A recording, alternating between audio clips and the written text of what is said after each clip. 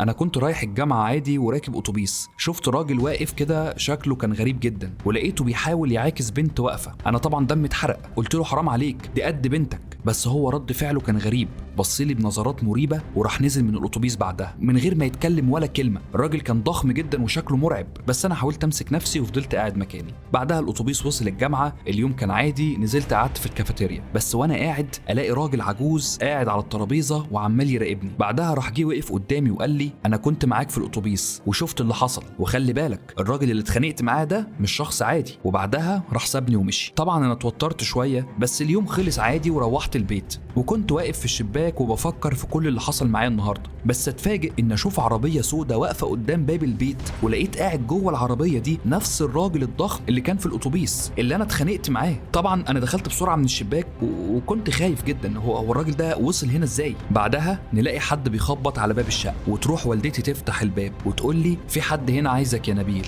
اروح علشان اشوف مين، الاقي الراجل الضخم ده واقف قدام باب البيت. انا طبعا اتخضيت، رحت لوالدتي قلت لها يا امي لا لا لا لا، الراجل ده شكله خطير جدا يا امي، لازم نقفل الباب بسرعه. بس ما لحقتش، الراجل راح دخل الشقه ولقيته راح قاعد على كرسي وفضل يبص يمين وشمال شويه، مفيش دقيقتين وراح خرج تاني، بس بصلنا بصه غريبه جدا ونزل على السلم وانتهى. انا طبعا اتوترت، قلت لامي لا لا لا يا امي في حاجه مش طبيعيه، احنا لازم نروح القسم الشرطه دلوقتي. طبعا حكيت لها كل اللي حصل معايا واللي حصل في الاتوبيس مع الراجل ده، ولما امي عرفت قالت لي معاك حق ولازم نروح نبلغ. بعدها نزلنا جري احنا الاتنين على قسم الشرطه. اول ما وصلنا هناك عملنا محضر وقلنا للظابط كل حاجه، بس واحنا واقفين شفت حاجه غريبه. انا لقيت صوره نفس الراجل الضخم ده متعلقه على الحيطه في قسم الشرطه ومكتوب عليها انه مطلوب للعداله. قلت للظابط لو سمحت ده هو ده نفس الشخص اللي